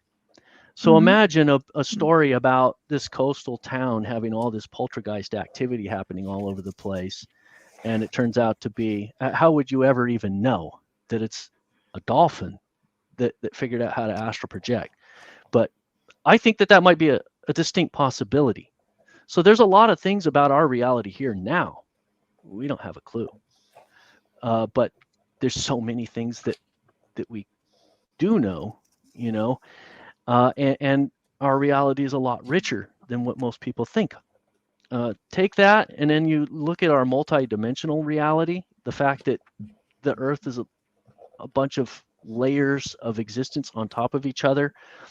There are what I believe species that are transgenic. They have the ability to pop in and out of different dimensions. Now, the Nephilim were known to have supernatural power. That's why the heroes and stuff were based on them, because they had powers, and people were enamored with this, and so they worshiped these beings. They were semi-glorified. Their fallen angel counterparts still had a lot of glory in them, even though they disobeyed and fell from God's grace. They still had a lot of power when they mated with humans and animals. Those species, a lot of them had supernatural power. So now you got this whole plethora of beings that many of which are transgenic. They're sort of here, sort of not. And I did a lot of research on the jinn as well. And the jinn, I think, are the same thing as the Nephilim. And you have Bigfoot, which I got this crazy Bigfoot story too. A friend of mine encountered one. Him and a couple of his buddies tried to hunt one because it stole their deer when they shot it. Oh. And this thing was messing with them. It was like walking right around them. They could smell it. They could hear it. How could something that's like 12 feet tall be right next to you and you cannot do anything about it? You can't see it. You can even smell it on and off, but it's messing with you. It's like walking around you and just doing all this stuff, and you can't do anything about it. They're very telepathic, so they would know what you were thinking. I think they have the ability to just like pop in and out of this dimension. Absolutely. Get right into visible, a lot of quantum stuff with them. Sure. Yeah, visible, invisible. And you know, like Frodo when he put that ring on, right? That's right. He's still there, but he's phase shifted, so he's still perceiving, but other people can't see him. Right. And that's like Harry Potter. Yeah, he's cloaked. Yes, that's what the Bigfoot can do, and that's what this thing apparently did to my friends. It's very intelligent. It totally could have killed them, and it had mercy on them. But I think that the Bigfoot might be some kind of species of gorilla, or maybe even a prehistoric type gorilla crossed with an angel, and that's why it's so intelligent and has supernatural abilities, and it's successful at surviving and evades us. And it could be that when they physically die, they're not even here. They'd sort of like phase out, like Yoda when he died, just like poof. Just the energy, right? Yeah, because they don't normally. They might not be fully immersed in this dimension. It might be a place that they could pop in and out to do some hunting. If they can go back and forth, Yeah, and there's a lot of places. There's places with portals too, where things can come in and out. Everywhere. And a lot of these species, I think they're Nephilim. So Bigfoot's one, but I mean, you got the whole range of cryptids. And you notice a lot of them are like chimeras, like they'll have bat wings on a lion's body with Are you getting into the mythological beings there? Yeah. Right. Set was a dog-headed human body, and a lot of these creatures were like part humanoid, but a lot of them are on family crests too, like the griffin. We're going to hold that thought. We have to do a station and sponsor ID. This is the fun part of talking to the guests, but the work part is that we have to do. I don't want to butcher your name. Do you pronounce it Milor or Miller? Milor. That's what I thought. I should have just gone with it. What's wrong with me, Amelia? Okay, thank you. You are listening to The Outer Realm with Michelle Desrochers and Amelia Pisano, coming to you live from the beautiful city of New Orleans on 107.7 FM radio, as well as on the Gulf Coast on 105.3 FM radio. We are live on Roku and Alexa Prime right now. That's the new one. And you can find all of our archives on these. You don't have to just like watch them. It doesn't have to be live. I'm going to start over. Can I do a blooper reel? Because mine would be full. Our guest tonight is John Milor, and we're speaking all about Christian ufology. Yes, you're thinking the same thing I was. That's why you have to tune in. If you're just tuning in, though, and you've missed a big part of it, don't worry, because you can stream our archives on any platform that you normally use. Simply search United Public Radio and then The Outer Realm just to find us. And you can share that, please, with your friends and family. Remember to click like, and subscribe. Add us to your playlist so that you don't miss an episode.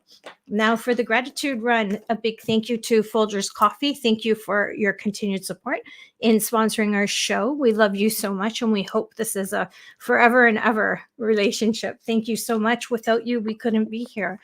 Our fabulous banner and promo media is courtesy of Steve McGinnis, who's a horror illustrator, but an artist of every genre. He's an incredible artist. He creates commission pieces, and you can find him on Facebook. Thank you so much, Steve.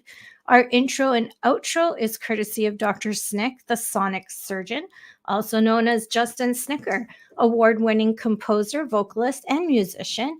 You can find his music on Amazon and Bandcamp and stream him on any platform. And you can find Dr. Snick on Facebook and Instagram. He's posting his whereabouts, where you can see him perform, as well as his pieces. Lastly, kindly, if you're watching this on YouTube right now, or you're watching this on Facebook, smash that like button. Give us a like, hit that subscribe button. It's free. And please share us with your friends and family. Yeah, show us that love. Come on. There's 3 million We of love you. you all. It's not reflecting. Love, laugh. Yeah. Yeah. Oh, Oh my goodness. Sorry about that. Oh, Oh, that was very professional. oh, thank you. No, I've been off for a bit. So like for quite a bit. So like I'm just trying to pick up the momentum and I keep messing up. Oh, so I certainly didn't see a single mistake. You're too kind. But thank you. Even when I said oops. No, That's a that was gentleman. in the That's a script. gentleman. I Yes. know that was in the script. You're too kind. Thank you. So let's get back a little bit to just as we slowly have about a half hour left.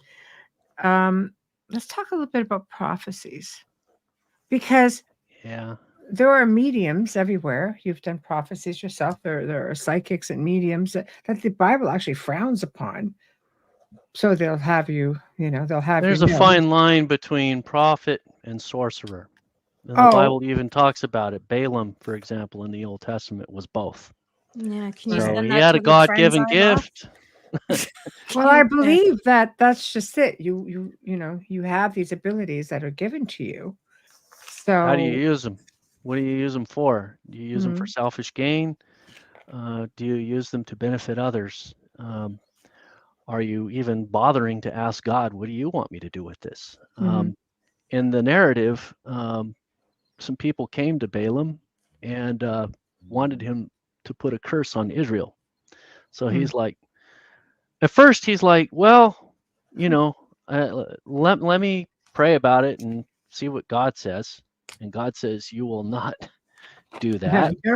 But I want you to do something. So go to this appointed place. And of course, if you remember Balaam's donkey, the donkey talks to him and stuff. And obviously he was having second thoughts. He was thinking, they're paying me pretty good. I think I might just go through with this and curse, Israel. And so this angel showed up and almost killed him, but the donkey saved his life. He starts beating the donkey because he's mad, and the angel opened the donkey's mouth, and the donkey starts arguing with him. And the guy is arguing back with the donkey instead of like, whoa, you can talk? I know. Like, avoid the obvious, but let's just. Yes. So this kind of gives you an idea of the life of a prophet.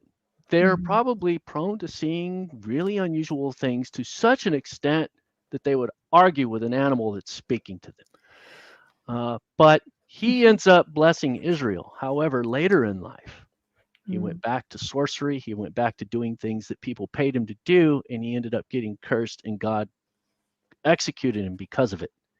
Human nature. And it calls him a sorcerer. And because of the things that he was doing, he was advising people to do things that were bad, that were totally disobedient. And, he was a gifted person and just went. And so that's where prophecy went and transitioned into sorcery. And I think that it depends on how you choose to use your gifting. I mean, if you bother to care, I would encourage any Christian out there, a lot of Christians, they'll have gifts and then they suppress them. You know what? Some gifts are really out of the box. I think astral projection, for example, is a gift. It's one of the more powerful ones because a lot of things can come out of that. You can probably learn how to do telepathy and psychometry and telekinesis if you've mastered astral projection. Right. But on the flip side, if you start cultivating these powers, I would think that there'd be a temptation, a really strong temptation to abuse those powers. And then, of course, anything that you do to step out of line, it's going to make you vulnerable. You open yourself up. And then when you're that kind of person, I think that you're probably a little more prone. You're like spongy. Things can get in you, bad things, and corrupt you. So you have to be very careful. And so maybe Christians that are saying, you know what, I have this abilities, but I kind of shut them down. They might be having some degree of what do you call it, intuition and interpretation or discernment to say, you know what, I think I shouldn't mess with it because I don't trust myself. I think if you're meant to use it, they find a way of making sure you know that. That's what happened to me anyways. Yeah. I suppressed it for a long time, but then I had no choice. Have you ever prayed about it? Have you ever asked God, what do you want me to do with it? Yes. Okay. Yes. I say, what do you want me to do? Show me. Where do I go now? What do I do next? Yeah. Yeah, that's the key. Prayer, and then, of course, scripture. I mean, because there's basic things in the Bible that tells you, you know, test the spirits. Well, how do you test the spirits? It tells you, you know, anything that professes that Jesus didn't come in the flesh is a spirit of the Antichrist. It is something against Christ. Some demons can't say Jesus is Lord. They simply cannot say it. So if, like, for example, you astral projection, you counter something out there and it's telling you, oh, you know, I got all this information to gather and give you, you could just ask it, all right, can you tell me that Jesus is Lord? And it can't even come out with that sentence, or instead gets upset because you ask it that. Okay, big red flag. So yeah, the Bible actually gives you a lot of information on how to navigate territory like that. And, you know, these Old Testament prophets, they were all gifted, every single one of them. And in fact, you know, 1 Corinthians chapter 12 talks about spiritual gifts. It talks about miraculous power. Doesn't say what it is. It could be a lot of different things, And those are gifts that a person gets when they receive the Holy Spirit. And that is a huge spectrum of paranormal, supernatural abilities. So they're there. They're there for us to have and to use for God's glory and to do his work. And, you know, honestly, I think that's a very awesome thing. It's part of what really attracts me to certain ministries. So I've known, you know, a lot of Christian people in my life. Some have been family members, some have been very close friends. I had one who's a Christian minister out of North Carolina, and who's also a theologian, so very logical minded. And I found it interesting because he had said that in the faith, most Christians don't even believe in ghosts. They believe that ghosts are all demons. They're just all mimicking. What are your Same with thoughts on that? aliens. Same with aliens. Oh yeah, you can't even talk about aliens with this guy. I mean, I he's have a whole open-minded about it, but chapter. it's like, yeah. Christian Ufology and also Strong Delusion. I have a chapter talks about the 4 primary perspectives of ETs that Christians have. One is it's all a hoax. That one is getting harder and harder. Yeah, there's still people that believe that. They're in for a rude awakening if they haven't snapped out of it by now. Right. Second is it's all demonic. And I somewhat used to be in that camp when I first became a believer because of all of the stuff that I knew and a lot of the obvious signs. I mean, first of all, the whole ET thing has to do with a strong delusion that's coming in the future, and it's going to be headed up by the Antichrist. He's going to be in charge of this deception that's coming across. The whole world is going to be hit with this and taken by storm. People from every walk of life are going to believe this guy when the Antichrist rises to power, and it's going to have something to do with ETs.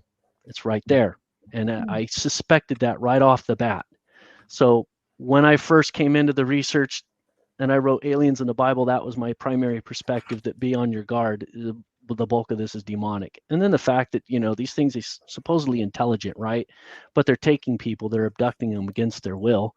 You read about these abduction experiences. Not all. They're like any group of people. A lot of them, good, and especially back then, the information I had access to, most of them were horrific experiences. People were abducted, they were experimented on, poked, prodded, probed, brutal.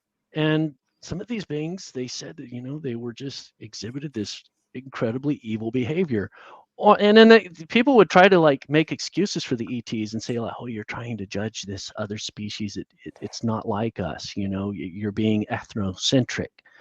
And I'm like, excuse me, if this thing is so intelligent, it can warp time and space to get here. It doesn't have enough rudimentary intelligence to realize that it is violating something so fundamental to human. I mean, to be taken that's kidnapping, right? Taken against a person's will. If they're that smart, they should know. You go taking a person against their will. That's why I say you have good and bad. You have good people, you have bad people. I'm an experiencer, and I've had really incredible experiences. Well, I did additional decade of research later, came out with Aliens and the Antichrist, and then Christian Ufology is the second edition to that book. Yeah. I see the other side of it more clearly now, and I see it from Scripture too.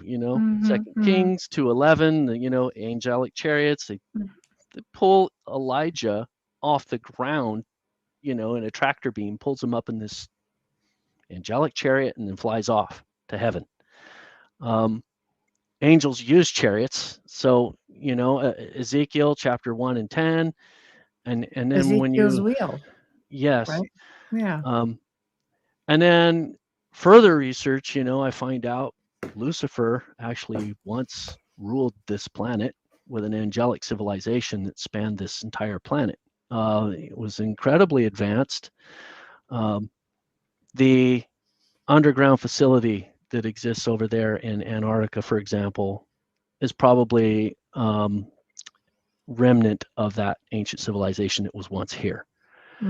And that's when Lucifer was good. And you could read about that in Ezekiel 28 and Isaiah 14. It's a fascinating, this is predating Adam and Eve. Right. We had an angelic civilization that was here.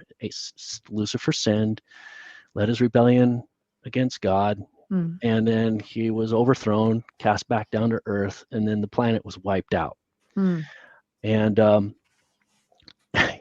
it's interesting because you see that when you actually research the Hebrew words and what they mean. And it starts in Genesis 1:2, and the earth became void and without form. The word void, tohu, means it was destroyed. So what was here? God created the heavens and the earth, existed for who knows how long, billions of years. And then when Lucifer sinned, God destroyed what was here. And in 7 days, recreated the earth to a habitable state, restored the Garden of Eden, created Adam and Eve, placed them in the garden. So all of this is here. And this reality that we're in is just all encompassing. And the cool thing is that, the Bible talks about all of this stuff, and it talks about the ancient past, and it talks about what's coming in the future. And Satan is going to use a lot of truth to support the deception that he's going to bring. He's going to even use archaeology. So some of this stuff I even heard about from my military. I heard about something in Antarctica. Very highly classified, and the guy that mentioned it during the Chiefs Council that I was in was told to shut up and not say anything about anything regarding Antarctica. Wow. So I know something's going on there. And then I hear Navy SEALs blowing the whistle, talking about a facility underground. Starting to, yeah. Yeah. Yeah. 3 miles underground or whatnot, and made out of this exotic material. And it's got technology unfathomable. Right. Um, Right. so Well, there's all a of that's reason they're there. protecting it. So. Yeah. And it's going to come out in the future. So Mhm. you can't be on this side where you're like, oh, it's all a hoax. You're not going to be able to sustain that much longer. Right. Then there's the demonic. It's all demonic, but then you're missing out because there's good guys. And I think that this event that's coming in the future, there's an event the Bible refers to. A lot of Christians will debate this, whether it's actually going to happen or not, but I think it is. It's called the rapture. But put 2 and 2 together. When angels come here, they use chariots. And it's not no 2,000-year-old piece of technology with wheels that rolls on the ground and it's pulled by horses. Right. Why would it have wheels? It flies. Mhm. And it's Maybe there was a misinterpretation at the time that they wrote the Bible. Right? the word chariot was used because it meant vehicle. Exactly. And Yes. they were horses of fire. So Right. they probably weren't horses. It was horsepower, maybe. You know? Yeah, he was Right. thinking propulsion. You know, what's powering? It's got to be some kind of horse. But Right, it's a horse of fire. So I think, Yes. honestly, Ezekiel was very articulate. He even said it had beryllium on the bottom of it. Mhm. That's what they used to make rocket nozzles with. You know, it's a type of highly heat resistant material. So to single that out, oh yeah, it looks like beryllium. You know, yeah, Mhm. probably was. Right. And you know, this dome on top, and of course you see God's throne above it.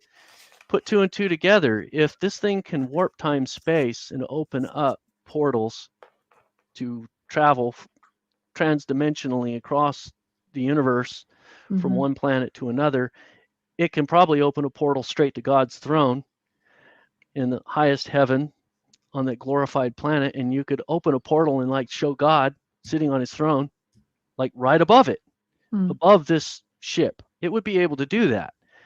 And that's how Ezekiel describes the ship. He also describes the wings as straight and not flapping, and wings Mhm. above and wings Mhm. below, and they connect on the distant ends. Mhm. It's a saucer.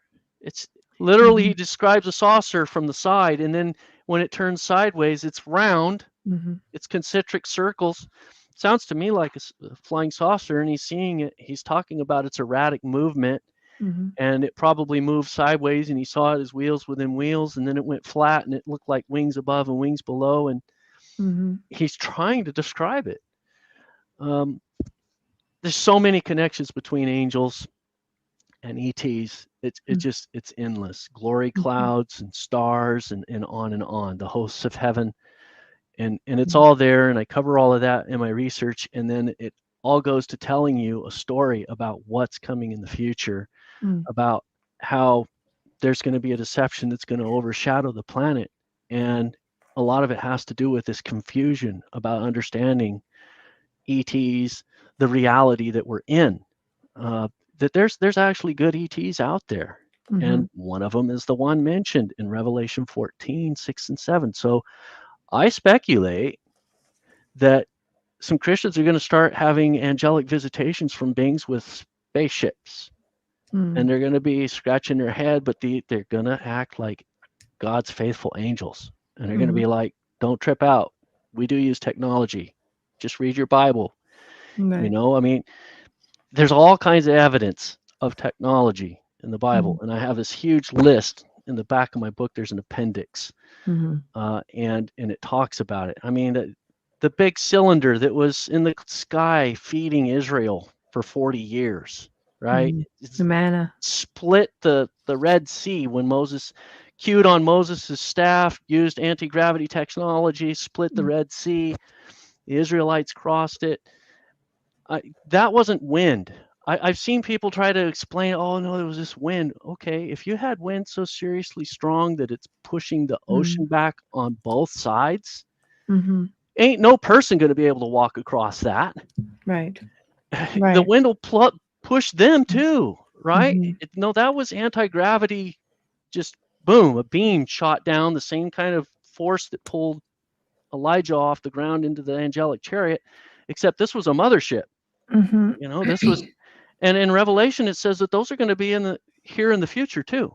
If you read Revelation, it talks about the changes that are going to happen in the future after Jesus comes back. Earth is going to be this really cool place. It actually describes it like this futuristic planet with all this incredible technology, but it's mostly an agrarian society. People are going to still have farms. We're still going to eat. We're still going to have these festivals and stuff, but it'll be a peaceful place. Jesus will actually be ruling and reigning here. People will come from all over the world to visit his throne in person, to see God, here on your planet. He decided to make his throne on this planet. I think if you go back even into ancient paintings going back centuries, you see they have a saucer at the birth of Jesus. They have a saucer at the crucifixion of Jesus. Like this one over here. Right, there you go. Just like that. Yeah. Yeah. I mean, there have been many, people from antiquity who have somehow they saw it. To paint this stuff. They saw something or they read something, and like you said, it's in the Vatican as well, I'm sure. And the Pope has no problem saying UFOs are real and ETs are real. I did actually include a section of my book called Cosmic Salvation. Right. Jesus talked about sheep of another fold.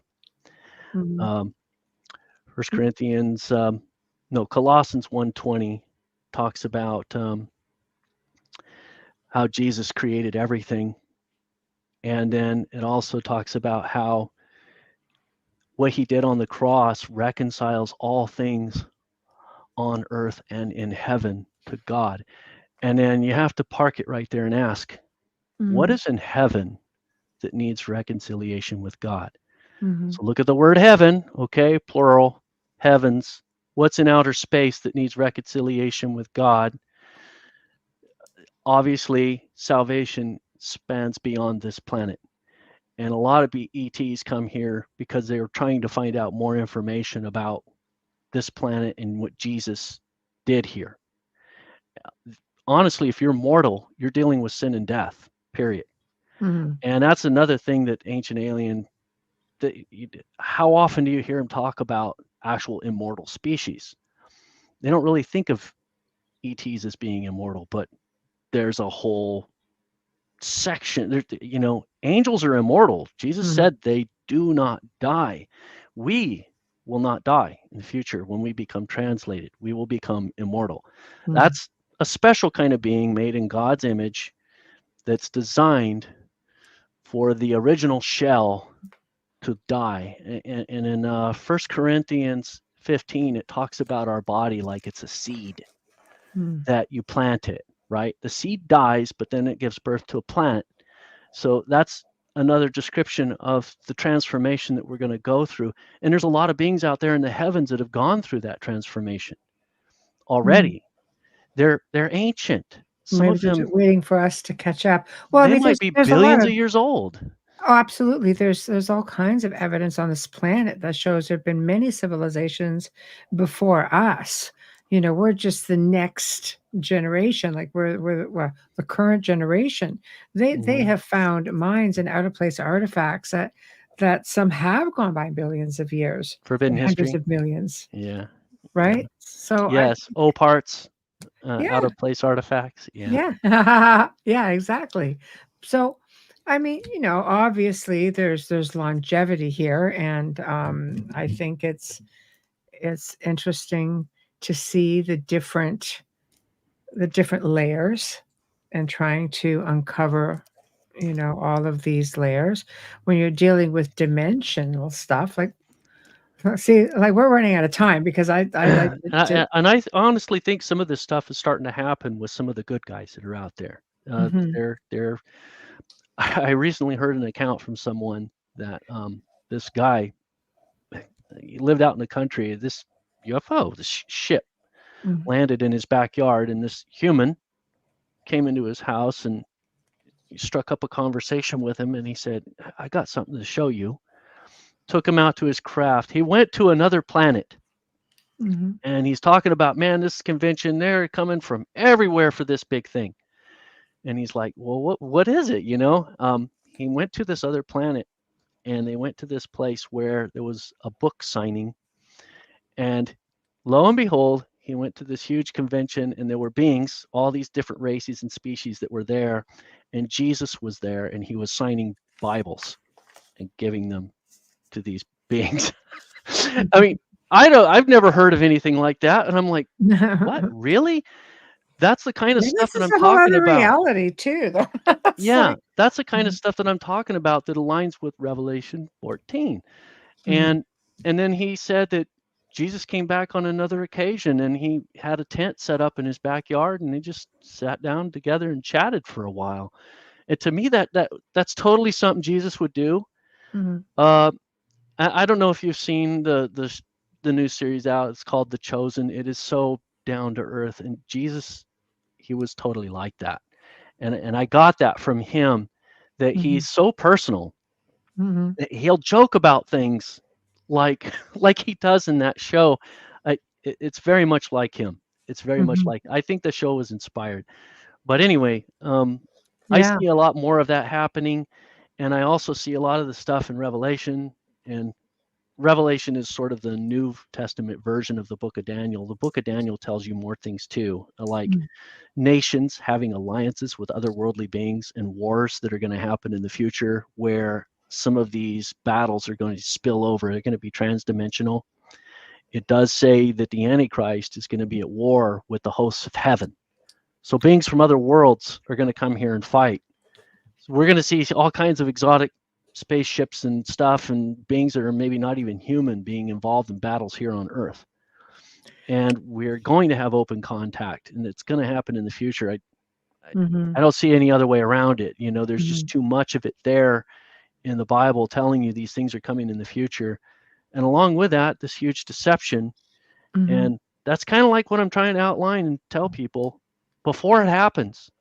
So when these things start unfolding, this book will be there, right. And they'll be able to say, oh, he said this was going to happen. Right.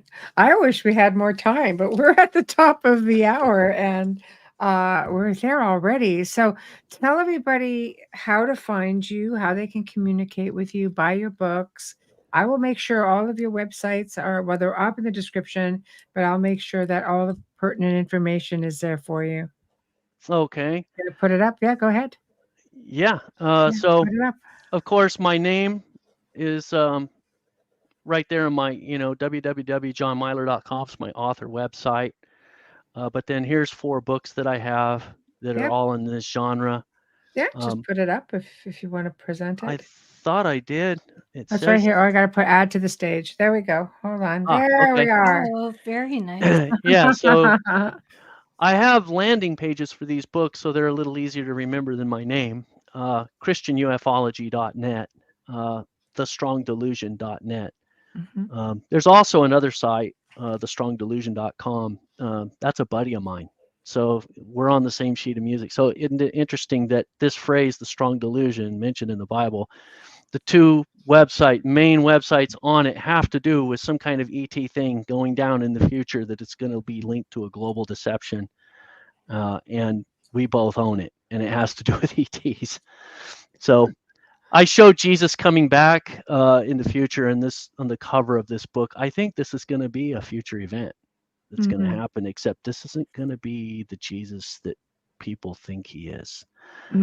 This is going to be, there's going to be a fake Jesus that comes, that's going to be this person who's going to endorse this other guy, saying the fake Jesus is going to say he's not really the creator like Christians believe that he is. And he's going to have another narrative that, of course, it doesn't align with the truth that the Bible says. And in this book right here, Aliens in the Bible, is the first one that I wrote. So I actually changed some of my views over the years when I wrote this one. Like I said, I primarily believe that the bulk of it was demonic. And then by the time I got to Aliens and the Antichrist, and then Christian Ufology is the second edition to this one, that's where I was like, well, no, there's some good guys out there too, and they're actually going to be very busy in the end times. They're going to be helping the 2 witnesses, and it's very extensive. Right. Well, thank you for joining us tonight. It definitely was informative and enlightening, and the chat room loved it. And I'm sure, like I said, we could go on and on, but unfortunately, it can't be tonight. So, Yeah. And by the way, I give my books away for free to people who want to just email me, and I'll respond to every email. I do like that. Appreciate if they give me a review, since I'm giving them 30 years of research for free. right. Wow, But that's very kind and generous. I will email it to them for free. If they just simply email me and ask, I will email them a copy, because the message that I'm saying is I don't want money to ever get in the way of this. It's way more important. And in fact, as an author, I've lost a ton of money. So it doesn't help me financially. Say that though. I a lot of authors you'll hear say, "I've lost a ton of money." I will make sure that I will make sure that it's all in the write-up as well, so people who can read the description will find it. It's on our group page as well. Yeah, absolutely. Yeah, definitely. jmilor@yahoo.com. That's my forever. email. Yeah, and it's Milor. If you're listening and you're not watching, jmilor@yahoo.com. It's also, my email address is on my website too. Excellent. So thank you very much for joining us this evening, and you will hear from me. All right. I look forward to it, you. and thank you for letting me have you on your show again. Nanu, Nanu. And Robin Williams is watching from above. All right. Many Thank you so much. Good night. Thank you. Good night. Good night. Well, everyone, we have come to the end of another fantastic segment here on The Outer Realm. Big thank you to John Milor for joining us tonight. Lots of research, free books. Check them out. Make your own assessment or your own judgment on it. Do leave a review. Actually, so important for authors. So important. Very, very much so. Always. So big thank you to all of our sponsors. Folgers Coffee. Thank you from the bottom of our heart. Dr. Snick, aka Justice Snickers, Steve McGinnis. Thank you. Roku, we were live on Roku. Archives do rotate on Roku. You're going to be seeing a whole new slew of them coming up actually in the next few days. So keep your eye out. Don't forget Alexa, United Public Radio Podcast. We are there. We will come up. So check that out also. And for next week, it's going to be fun. Wednesday night, we welcome the return of Jack Roth and John Semple. You will just remember them. They've been on many times. They've talked about a lot of their extraterrestrial films. And we're going to be discussing soul connections. Cool. Right? That will be awesome. Thursday, we welcome back Daniel and Teresa Duke and their associate Heather Messer. They're going to be discussing Heather's contribution to their amazing research and journey of discovery as to being the great-grandchildren of Jesse James. And oh my God, guys, if you haven't seen any of their segments about Jesse James and his Templar and different outlaws of the West, you guys have to go check it out. But Heather, gifted medium, and she has helped them along the way. In fact, she was also assisted Jack Roth and John Semple when they did their films. Totally It's going to be a great show. Catch up if you can. You have a week. The shows are fascinating. And with the story of come on. And with that being said, we are almost at our 2-hour point. So we have to say good night. So everybody, long weekend here in Canada. Be safe if you're traveling. And for everybody else, have a fantastic weekend. We shall see you all next week. Alan, don't worry about it. We love it when you all yap and have a good time. So thank you to everybody in the chat room. You're all rocking. You make it that much more fun. We love you. Good night. Like, subscribe, share. Just saying. And we love your comments too. Good night.